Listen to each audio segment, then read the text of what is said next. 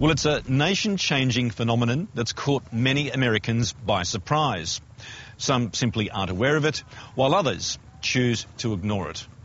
The reality is that the United States is on track to become an Hispanic nation.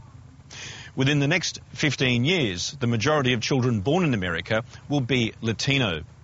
And while no one's being too precise, sometime mid to late this century, whites will become a minority. Here's Michael Brissenden on the Latino ascendancy.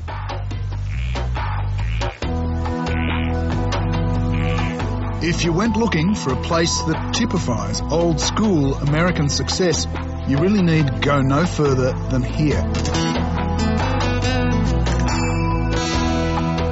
Long Island, New York. A swathe of mansions and country retreats, a comfortable drive from the towers of Manhattan.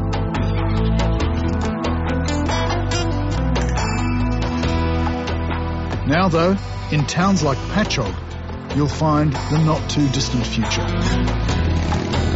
It was a very Anglo community, and a lot of people in their minds still think of it as the good old days when everybody was white and right. People would think, this is not the Patchogue I knew and loved. This is changing. I don't like this. I resent that. What happened to the businesses? Why don't people do this? Why should I have to learn Spanish? These are the faces changing the community of Patchogue and the face of America itself. Latin Americans. On Long Island, they call these guys beaners. So has anyone got a job from here this morning? No. It's very difficult in winter. They're desperate and they're cheap. Latino men hoping to find work. They're Long Island's plumbers and gardeners. No job is too small, and neither is the pay packet. How much do you make if you get a job? How much do they pay? Before, the people paid $100 for 8 hours. But now they pay $8 or $9 per hour. The relationship between the Long Island establishment and the exploding Latino community is in many ways a microcosm of the nation itself. An underclass at once tolerated and exploited by what until now has been mainstream America. Who else is doing this kind of stuff nowadays? Now, the weight of numbers is changing that balance. And I saw this community tested to the limits as it struggled. And it struggled, I believe, it struggled well, and it struggled wisely, and it struggled hard, because we see this is a problem for the people. Patchogue pastor Dwight Wolter has seen the shift firsthand, and he's watched the tension rise. The population had gone from a minuscule percentage of Latinos, let's say 2% or so, to, let's say, 30% in just a few years. You can't have that amount of change without some response or some reaction, some joy or resentment. Something's going to happen. Something has happened. Something very grim indeed. And we'll return to Patchogue to examine that later. But first, a journey to the heart of the new America. What might be for the rest. An allegory of where this country is heading demographically.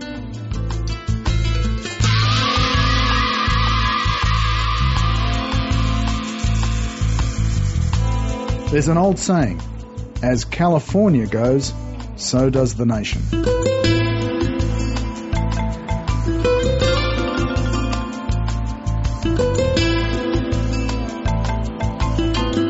When I was growing up, I really believed I was an alien, that I wasn't human, because it was rare that you saw any Latinos.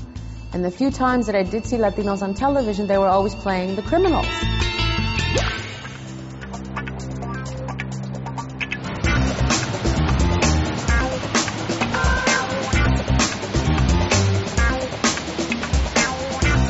It's in bars like this, on the wrong side of LA, that the new face of America is all around. I've come here to meet the writer and performer Josefina Lopez. In many ways, Josefina and her neighbourhood signify the Latino awakening now underway. This part of East LA used to be the Badlands, but these days Boyle Heights is turning hip, and Josefina Lopez is part of the reason why. And I just thought, what's wrong with this picture? Why is it that in my real life, my parents are really hardworking, they were dignified people, but on television, all Latinos are bad? And that's when I said, well, that someone needs to do something about it.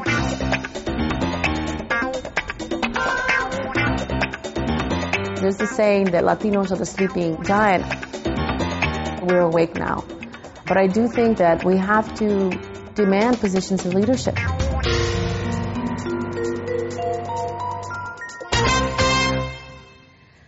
And now we will show you what it looks like when a woman with real breast lies down in bed. Josefina came across the border from Mexico when she was 5. Like many, she was undocumented, illegal. I can take my bra off and demonstrate it, like. She became an official resident at 18 through an amnesty and a citizen at 26. Today, she runs a fast-growing theatre company and writes for stage and film. People give me attitude, like they tell me, oh, Latino films aren't commercial or this or that. Then I just go back at them and I go, well, then you're wrong. Because if we're going to be the majority in 2050, then you know what? Then I better go start that studio and make all that money that you're refusing to make. The Josefina Lopez creation that made others sit up and take notice was this one, Real Women Have Curves. I'm no longer a woman. Mom. Her play became a movie and a huge success in a largely unacknowledged market. You know, Anna, you're not bad looking. If you lost weight... Just stop it. You could be beautiful. Stop it. You're overweight too. So why should I listen to you? Anna, don't eat the flan. In the film world, Real Women Have Curves is unusual. An honest portrayal of a three-dimensional Latino family. More often than not, the Latino presence in the movies is a very worn stereotype. Is he dead yet? No. Just ask Hollywood's most famous maid. Open his curtains for him so he can see God's beautiful work. And he'll know that even things like this happen for the best. Sell crazy someplace else. We're all stocked up here. I make chicken salad out of chicken shit. You know, I work miracles with what I have been given. But I think those things in the 35 years and the recognition that I've gotten through various projects now have put me in a position, a pretty good, enviable position where I can pick and choose. Lupe Ontiveros has played the domestic servant more than 100 times. But she readily admits she's been held back by the broad reluctance of many in her own community to assert themselves. But that's changing. It used to be that to be a part of the American dream, you had to lose everything at the border. Lose your language, culture, custom, attitude, leave all that behind. Now we are going to be Americans. Who is to say who this country belongs to? No. We, the people of the United States. We. It doesn't say we, the white Anglo-Saxon Protestant community. This is my country. And when you're eating and drinking in the restaurants of Boyle Heights, it's easy to believe she's right. Lupe Ontiveros has won dozens of awards, and she's a celebrated Latina star. But there are roles she still yearns to play that would really acknowledge the Hispanic emergence. I would love to play a judge. I would love to play a politician. I would love to play a doctor, a person that is this mature and is brilliant. I, Sonia Sotomayor, do solemnly swear. Art is lagging behind real life. As an Associate Justice of the After all, there are some shining examples of powerful Hispanic women, and one very important judicial appointment that's moved Latinos from all walks of life. Congratulations and welcome to the court. She is the perfect example of the possibility of social mobility in the Latino community. I mean, he is a person who, regardless of what her particular ethnic group, it would be a pride and joy.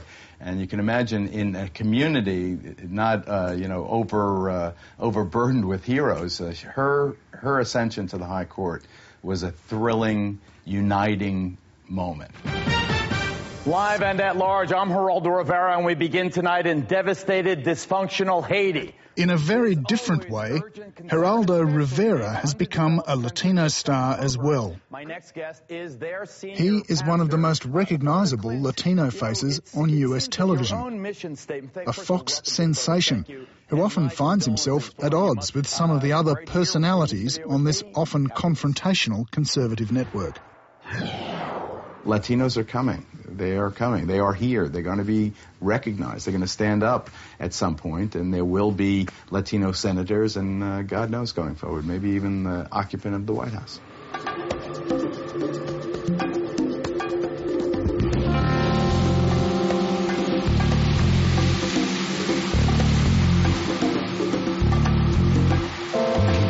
Latinos might be the fastest growing demographic in this country, but they have been underrepresented politically for a very long time, from Congress all the way to City Hall. But that too is changing fast. Just by sheer weight of numbers, they're becoming a political force that everyone has to reckon with. But they're also becoming far more politically organised. We're here today at the LA City Hall to meet one of the rising stars of Latino politics, Tony Cardenas. Now, the town hall itself is in session at the moment, dealing with this most unusual weather for Los Angeles. But Tony Cardenas is one Latino politician with some very big ambitions.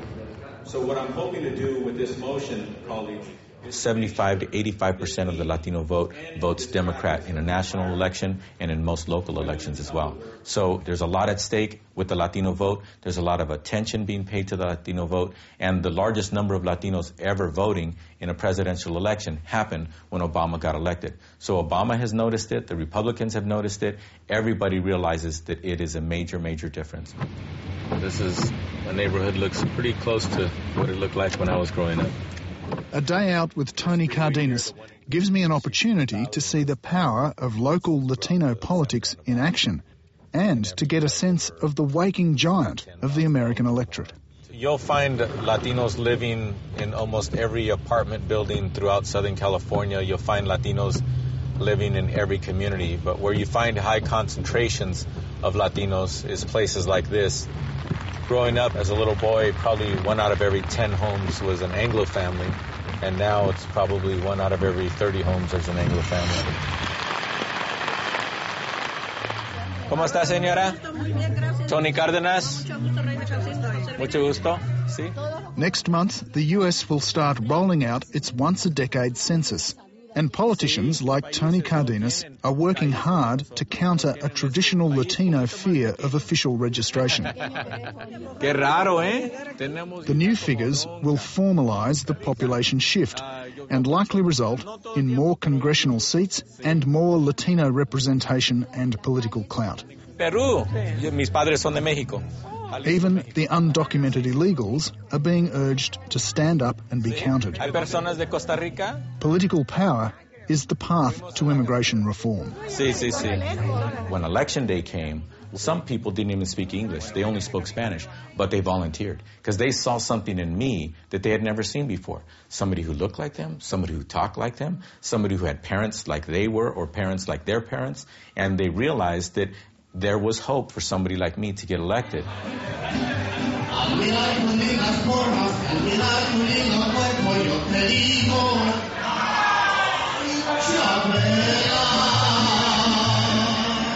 Latinos have spiced up the rhythm of American life for sure. And they may be about to rebrand it altogether. But before their sheer weight of numbers add up to a controlling stake, they'll need economic empowerment as well. And that will take some doing. We're going to start with these two and this one. So many Latinos are stuck deep in poverty, crime, and a destructive gang culture. What do these tattoos mean? What do they signify? Lopez Maravilla Rifa, my gang before. And you're out of the gangs now? No, but I want to change. That's what I'm trying to do little by little. Why you want to get these tattoos removed? So I can better my life and quit going to jail and stuff, change my lifestyle. And the ones above your eyebrows? It will take as many as 10 visits to the only free tattoo removal clinic in East LA to erase Mike's accumulation of visible gang markers. And all that only amounts to a painful first step. He'll face derision and perhaps retaliation. Ooh, take them off. Oh, man. Getting out of gang life is a lot harder than getting in.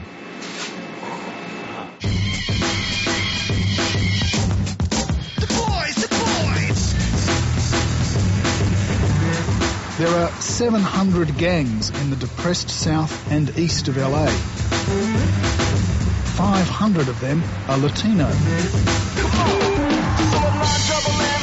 The gangs are fiercely territorial. It's a world defined by drugs and violence.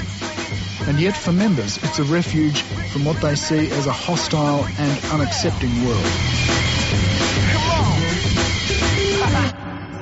Well, if you're a nobody, then you're going to be treated like a nobody, like a piece of shit. But if you're somebody, then they'll respect you, and they'll respect you. They won't say anything bad about you or anything. And you have to earn that, and you have to work for that.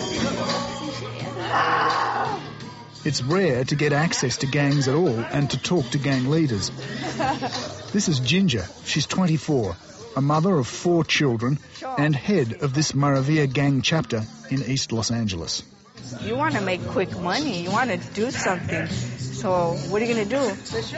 You're just going to do what you can, and that's hustle. When you say hustle, what do you do? Rob, steal, kill, sell drugs.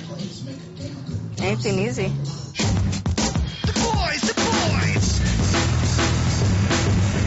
Inevitably, many of her gang ride the revolving door of prison. Latinos account for nearly half the inmates in California's jails, the largest single ethnic group. Gang protection is often the only way to survive inside the prison system and back on the outside.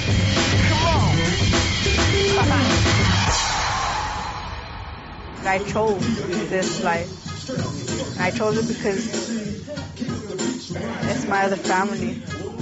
It's my other heart. I love my neighborhood. I love it.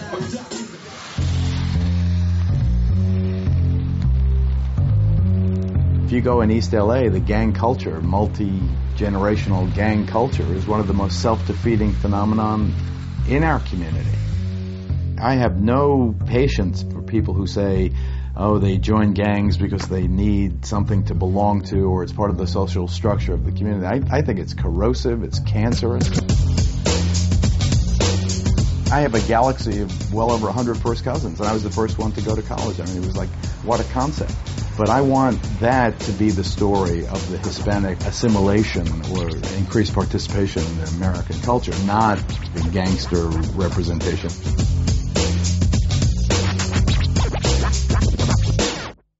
The image of a young Latino man climbing the border wall. Geraldo Rivera has been accused of being a sensationalist in his long commercial career. Lou Dobbs has done more to slander. At times, he's been something of a Latino human headline. Criminal illegal aliens. Overwhelmed by criminal illegal aliens. The illegal aliens are in the country. Smuggling illegal aliens, Lou. But around him, on the Fox network and elsewhere, other commentators have left him in the shade. Illegal aliens. Railing against porous borders and a weak immigration policy. A cavalier and reckless lack of enforcement of U.S. immigration law. Mexico! If you come here to mooch off of this country, why don't you go fix The direct result of the populace ranting about immigration is the hate crime epidemic in places like the East End of Long Island.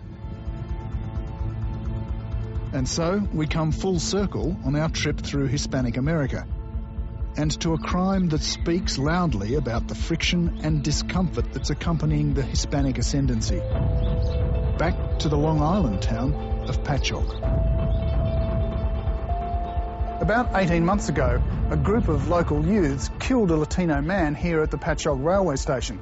It was an extraordinarily violent crime, but not many people here were surprised. This was a hate crime that rocked Long Island and the nation. 7 teenagers attacked and killed Joselo Lucero, but only the one who actually used the knife has been charged with second-degree murder and manslaughter as a hate crime. They killed my brother, and they stepped in the wrong place. And that's what I'm looking for justice. Not only for myself, I'm looking for my brother, for my family, and for the community. Because I want this country to learn something. No matter who you are, no matter where you come from, or how you look, you deserve justice. This is the funeral. Many people have happy snaps of family and friends on their iPhones. Joselo Lucero's phone is a shrine to his brother. Just to imagine my future without my brother is terrifying, because always I have in my future, in my dreams, in my hopes, my whole family with me, which means never is going to happen. In the last few years, Latinos across America have been the target of an increasing number of violent hate crimes, much of it fueled by the continuing economic insecurity and fears about the impact of undocumented immigrant workers. On Long Island, bashing even became a bizarre sport for some. Around here, they call it beaner hopping.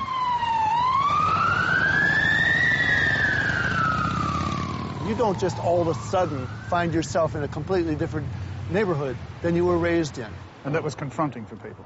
Apparently so, because we had a group of teenagers who run around and stab somebody to death because of the color of his skin.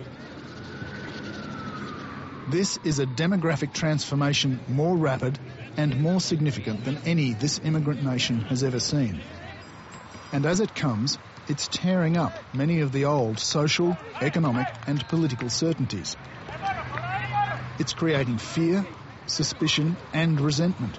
But it is also creating opportunities and challenges that Geraldo Rivera believes the political mainstream will have to accept.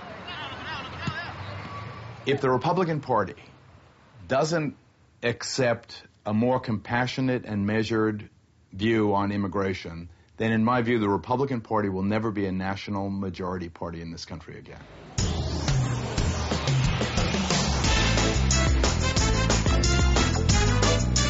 To Latinos at least, it's already very clear that they are changing US politics and the country. If not one more immigrant from a Latin country comes into the United States, still that demographic genie is out of the bottle.